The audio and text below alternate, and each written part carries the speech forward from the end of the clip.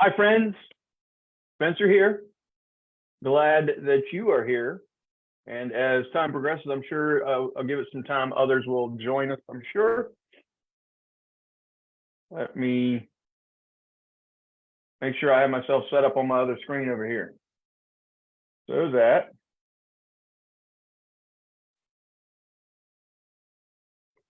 do me a favor, if you are logging in, tell us who you are and where you're logging in from. I would love to know.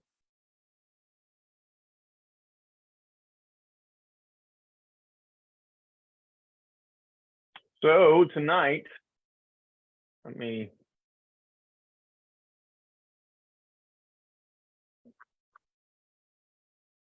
move along here. Getting messages. Kind of quiet.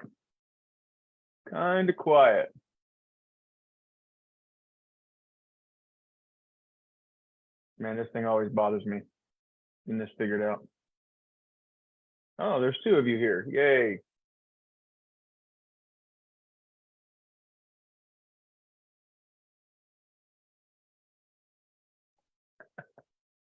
I can hear myself talking in the thing. So I'm glad you guys are here. I'm going to mute that side so I can get down to business, get things going.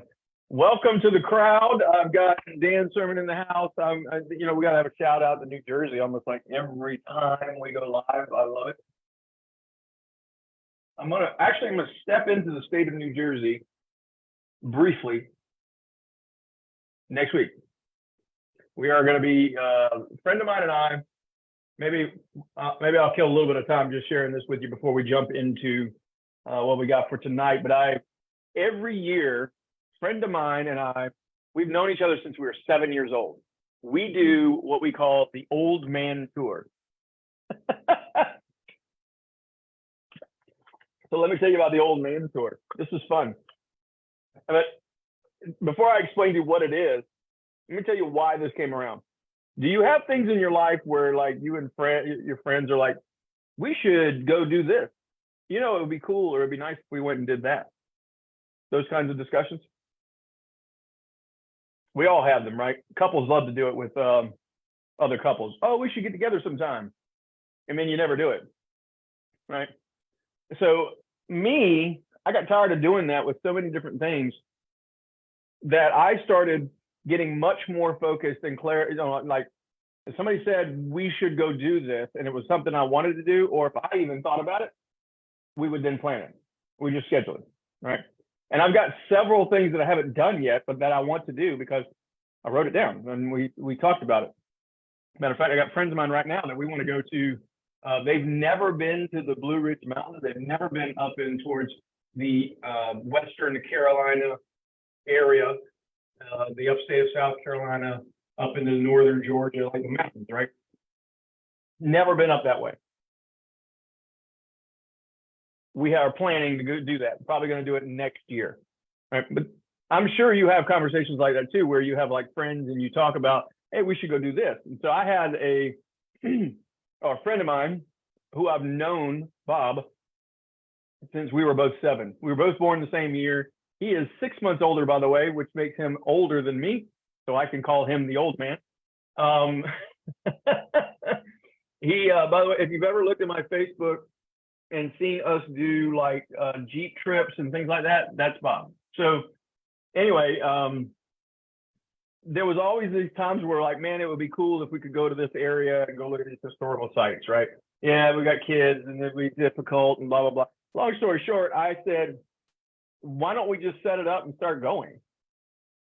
And so we went to the very first trip we did, Old Man Tour, was in Charleston. And so typically we will camp somewhere like tent camp, and then we will go and visit historical sites nearby. And I know you didn't come to Big Life Small Business to hear me talk about this, but I think it is a testament to what a big life sounds like, because though these trips aren't expensive, it's what I enjoy and what makes me I really look forward to it every year. So we went to Charleston and went and hit all the historical sites in Charleston that year. We've been to upstate of South Carolina and went to like Kings Mountain and all those areas one year. We took a long trip all the way out to New Orleans and hit Fort Benning, Georgia along the way. In Columbus, Georgia, we also went across I-10. We went to Pensacola and to the NAS, where the Blue Angels are, and went to the Aviation Museum there, saw the USS Missouri on the way. So that was another trip. And then another one we did was we went to Washington, D.C. one time, just D.C. And then probably my favorite one so far, I mean, it's kind of hard, but Virginia was probably my favorite one. And it was heavily focused on just Civil War history. And so we drove that one, and we stayed. So we went all the way from Lexington, Virginia, which is where VMI is, Virginia Military Institute, and went to went to Washington and Lee University. And then we went across the mountains over to Appomattox, and we went to Richmond, and we went to all the battlefields in that general area, like Chancellorsville and so on, Fredericksburg. So we did a lot of trips in that area. Amazing, really cool trip. So this year, thanks, Dan, by the way, you threw this into my head because I said something about New Jersey. Next week, we are flying into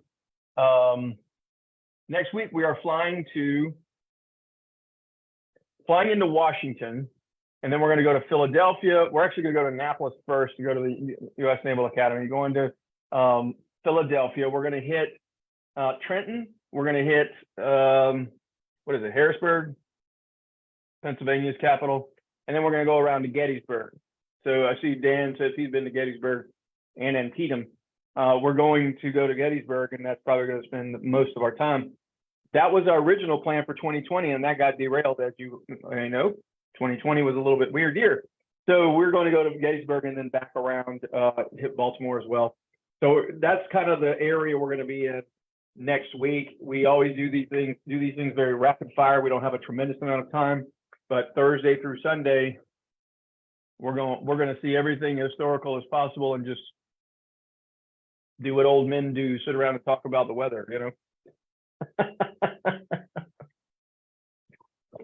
Anyway, you're not here to hear that conversation, but like I said, that's what a big life is to me, being able to go out and do things with your friends, right?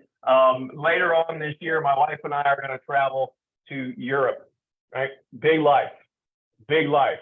Now, if you have noticed, today I made a change. I changed the title of the group. So now it's Big Life, Small Biz. Big Life, Small Biz. I did that, Big Life, Small Business. I did that for the SEO reasons, not so much because, you know, Big Life, Big Business, it makes sense.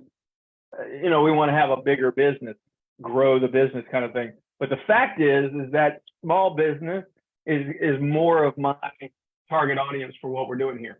Small business owners are the people that we're working with, not big business. And big business, by the way, typically has a negative association. So we're not gonna focus on big business. We're gonna talk about a big life through your small business. I'm hoping that makes sense. I would love some likes and thumbs ups and whatever to let me know that sounds like a good thing. If it doesn't sound like a good thing to you, then just keep it to yourself, and I'm going to do my best to keep moving forward. But that's what we've transitioned to in terms of the name. I did buy a domain. I forgot what it's called. I think it is, in fact, biglifesmallbiz.com. So anyway, moving on. Last week, excuse me, we spoke about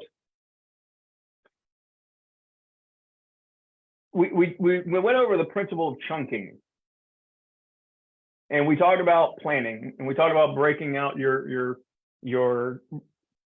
overall goal into 5 to 9 major categories, areas of focus, and then digging into that whole process, right? My office has a really big glass window, and so I can, people are always waving at me when I'm here in the office. Anyway, we talked about, chunking, I guess, and I usually refer to it as a wrap session. What is your master plan for your business and for you personally? You can have two. And the personal side of it would have the 5 equities of life that we've talked about before. And then the business one would have 5 equities of the business, which we've also very recently shared here on this show. So I wanted to take it a step further, because now that you have a plan laid out for yourself, it's the most obvious time for us to talk about energy, productivity, and squeezing the most out of your day. So I honestly think, and I believe that life is really all about energy, and it's all about rhythm. So rhythm in life and energy is created on the pendulum of stress and recovery. Stress and recovery, especially if you're looking to have something grow. And if you've ever looked at any kind of energy, think of an energy in your head right now, some type of energy, whether that's light, whether that's heat, whatever the energy is, it all goes in waves. Think of an echocardiogram. Pump, pump, right? Pump, relax, stress, recovery.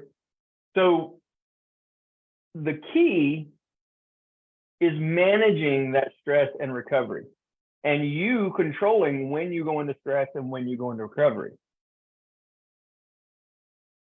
This is a fact and a very necessary part of life. It's foundational to how to live a big life.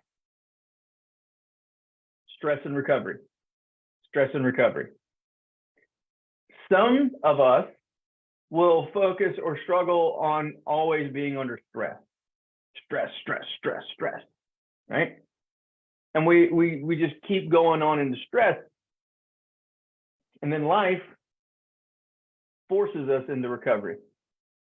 It shows up in different forms. Sometimes it's in the form of a health issue. Sometimes it's in the form of a broken relationship and you're having to reset everything in your life. But when you put yourself under stress consistently and without any force level from you, controlled recovery, life throws you into recovery. I think there's a lot of people that would be business owners that would fall into that category for sure. There are other people in the world that do the opposite, meaning they focus heavily on recovery. They stay in recovery. They're always in recovery. They're avoiding stress. And when you avoid stress and when you're constantly in recovery, life puts you into stress for you. Don't believe me? Don't pay your bills. Sit around on the couch and do nothing for the next several weeks and eat whatever you want and see what happens to your health. Body gets put under stress. So, and your relationship's the same, right? If you're constantly on cruise control and you're not investing or putting your relationship under stress, and by the way, stress doesn't always have to be like a negative thing. I think, especially in that context, like relationships, how do I put my relationship in stress? Does that mean I have to be fighting with the other person? No. It's a situation where we have an opportunity to grow, where we're working on something together, or giving it energy, giving it focus, stress, and then recovery, pulling out. Everything's in the rhythm. So understanding that, we have to get ourselves into a rhythm of stress and recovery. And the odd thing is, or not really odd, it's just the truth is, those things aren't equal in terms of the amount of time. It's a counterbalance discussion. People tell me, Oh, I wish I could have more balance. I'd like to have a balanced life. A balanced life and a balanced day are not necessarily the same thing. Because a balanced life is measured in years, not in moments. Right? You guys with me? Those of you that are here, let me know you're here in the chat. I would love to see some comments, some thumbs up, hearts, whatever, right? If you're getting something out of it. What I'm looking for is for you to be able to manage the stress and the recovery in a way that helps you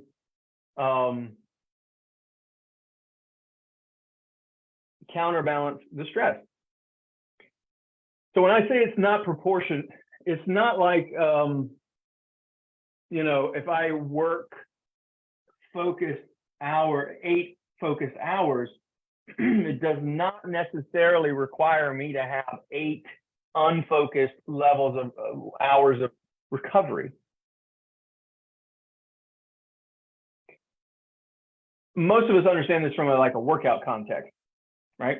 Which I'm not that great at, okay? I'm just gonna be honest with you. But if we've all seen the people that working out at the gym, they do their sets, right? They got like 15. They do their thing, they sit, they relax for just a minute, and then they go back and do it again, right?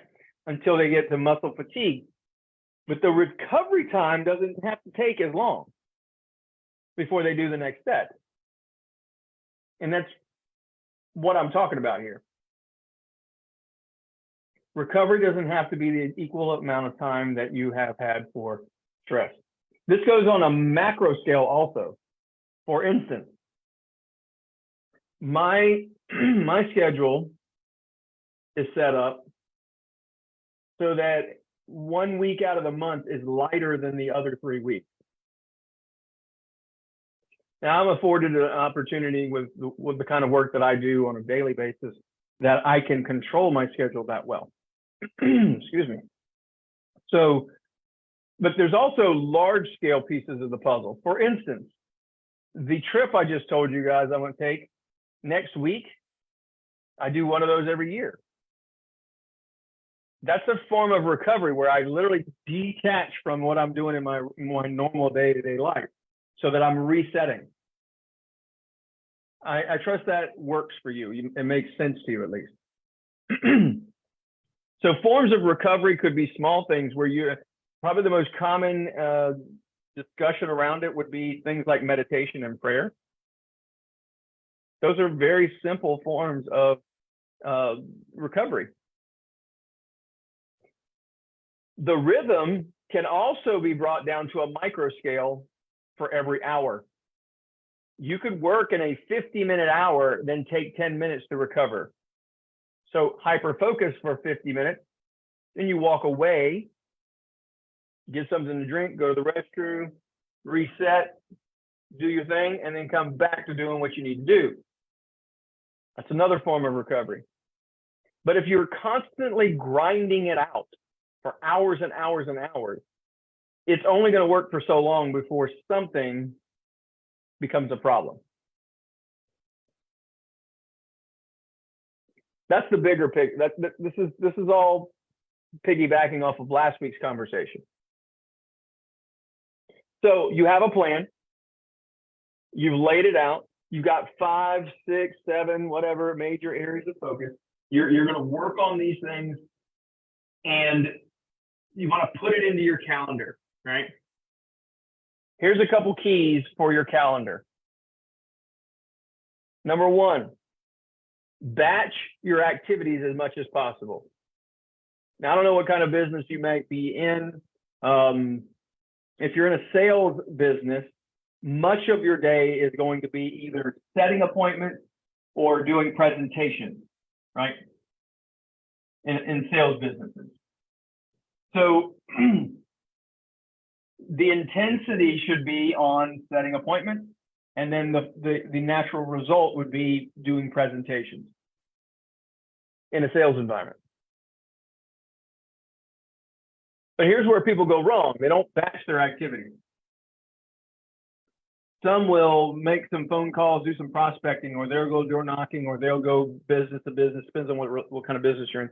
You go out and start interacting with the public in some way, and then you get somebody live on the phone, or you get somebody that actually is interested and want to have a conversation with you. And rather than take their information, set the appointment, and then go back for it,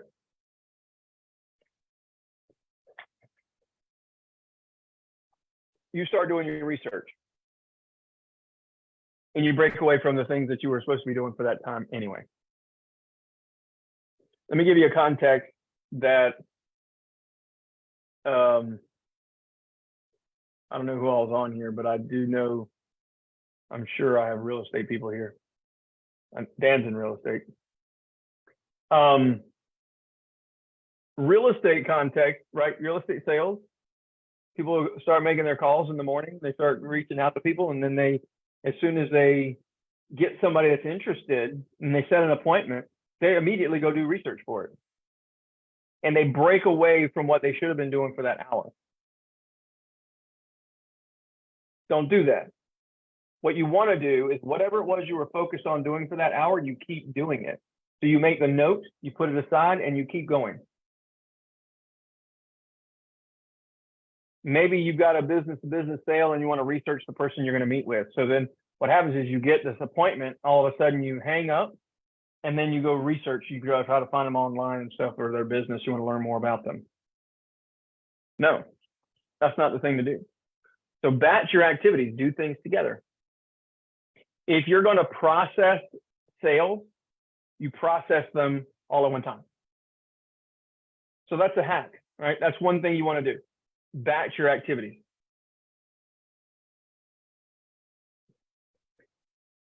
In conjunction with what I'm sharing with you tonight, it's also a reminder that you should be doing things in 45 to 50-minute hours.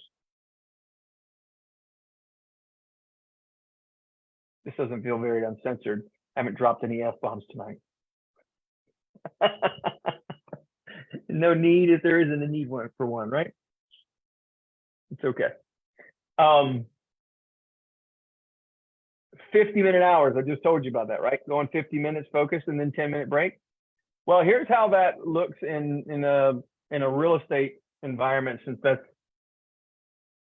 if anybody is not in real estate, drop for me what business you're in, so I can make sure I'm talking to the right people, or I'm sharing with you, strategies that work for you, not specifically just for one particular industry. Small business, right? If you're going to make calls for an hour, you want to stay super focused in that hour, because you get into a state when you start doing that. Yes? Isn't getting on the phone like the hardest part of the whole thing? Just picking up the friggin' phone. If you're prospecting, isn't that the hardest part? Just getting started. But once you get started, you get into a state, and you don't want to jump and switch tasks along the way to get the most out of that hour. Think about this for a moment. If I'm driving down the interstate, how many times has this ever happened to you guys? Let's use this. Driving down the interstate, maybe you're doing like 75, 80 miles an hour. You're cruising along and you pass a slow-moving chicken truck. Yes, welcome to Country Boy TV. But you're riding down the road and you pass a really slow-moving vehicle, right? You pass it and you drive for like 45 minutes. And then about 45 minutes later, you're like, you know what? I need to get some gas. So you go ahead and get off the interstate. You spend about 10, 15 minutes, get gas, and then you get back on the interstate. And you drive like 5, 10 minutes. And somewhere along the way, 5 to 10 minutes later, you pass the same friggin' slow truck. Like, how does that happen? I passed you 45 minutes ago. I stopped for 15. For all intents and purposes, I am ahead of you by 30 minutes.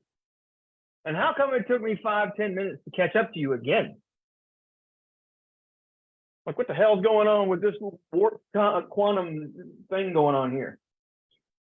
What's happening is we're not accounting for the slowdown and the ramp up, because that vehicle is still moving at its same pace. And you have, through your intensity, has been speeding up, and then you slowed down, you got off, and then you got back on, and all that stuff, right?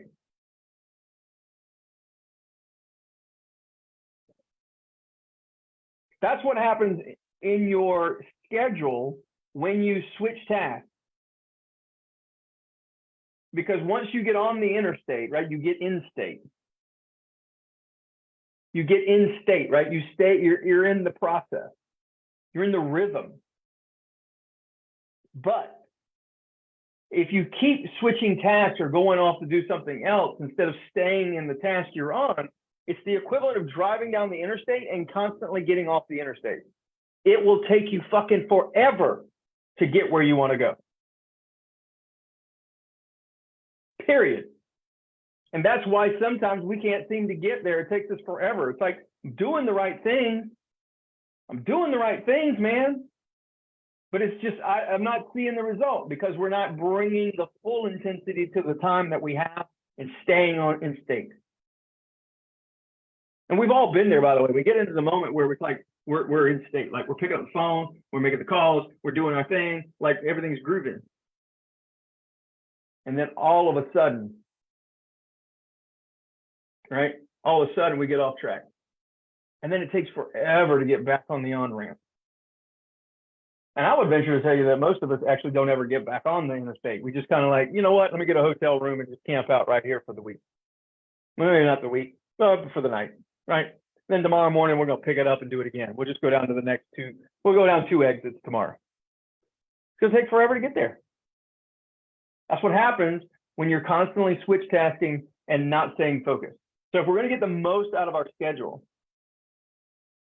we want to make sure that we are batching our activity so that it's similar, so that we can stay in state and drive it forward from there. Hopefully that makes sense to you. Make sure I didn't forget anything.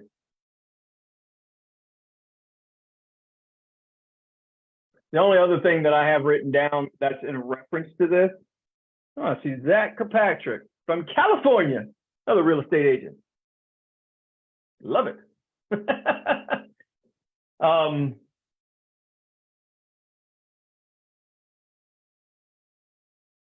When I say, right, the reason I have written down, I have one more thing. That's 80-20 principle, right? It's often referred to as the Pareto principle. 80% of our results are going to come from 20% of our activities. So the truth is that if your day feels like it's getting away from you and you really have a hard time getting to where you want to be, then you need to identify what some would also call, and I learned it from Stephen Covey, right, the author of 7 Habits of Highly Effective People, the concept of the big rocks, right? If you're going to fill up a jar, you got big rocks, then you have smaller pebbles, then you've got sand, then you've got water. If you don't put it in the order I just said it, you won't be able to get it all into the same jar. Because if you try to put in the sand first and then the water, and then it's not going to work. But if you put in the big rock first, you're going to get a lot further. That's what the 80-20 principle is. So if you take all the principles we talked about last week and we're talking about today, you would have a better plan, master plan with a bigger picture of what you're looking to do. Then you would then turn around and find a way to set your schedule up so that you're grouping activities. And then when you're in those activities, you go full on for 50 minutes at a time. By the way, some studies would tell you up to 40 or up to 90 minutes. That's fine. Bottom line is you pick a time, preferably not more than 90 minutes. You stay in state for that 90 minutes or 50 minutes, whatever you choose. And you break state and you break away every 50 minutes. You go 10 minutes walk the block, walk around the office, do whatever it is you want to do. You're going to have a better opportunity, better chance of getting more done that way. Oh, Deborah Payne's in the house. I see that would be Tampa. I just happen to know where all these people are at. That's beautiful. All right, friends. So tonight on Big Life, Small Business, if your intention is to have a big life, you're going to have to start working on your small business in focused segments that are moving your business plan forward, that are moving your rap sheet forward. That's how we get there. So I trust that was useful for you tonight. We went for 30 minutes. I don't know if anybody has any thoughts, questions, anything else. Oh, Stephanie Montilla. Orlando's in the house. By the way, those of you that are in with United Home Group, and I'm doing Wednesday Night Live tomorrow night, you probably need to pull up a chair and a stiff drink because I'm going to be fired up for sure. But I'm just thrilled everybody's here. And if you need something from me along the way, feel free to reach out. I would love to get two things from you. I don't charge for this. You guys aren't getting, nobody on this group is getting charged for any of this content. The admission price that it costs you for this is to share this page with somebody else. Let people know what we're doing over here if you found useful. If you didn't find it useful, then any feedback would be helpful. That's one. The other thing I would love is for you guys to comment inside the chat that's here in the group and let me know, hey, this has been a real big challenge, or have you seen this, or have you heard? I need some interaction so I know where you guys are so I can give you the proper support. I don't want to just keep shooting in the dark. I'm just going down my list of things that I know I need to talk about that help other people. So thank you for being here. I expect you to go have a big life through your small business. If you need anything, reach out. Y'all have a good night.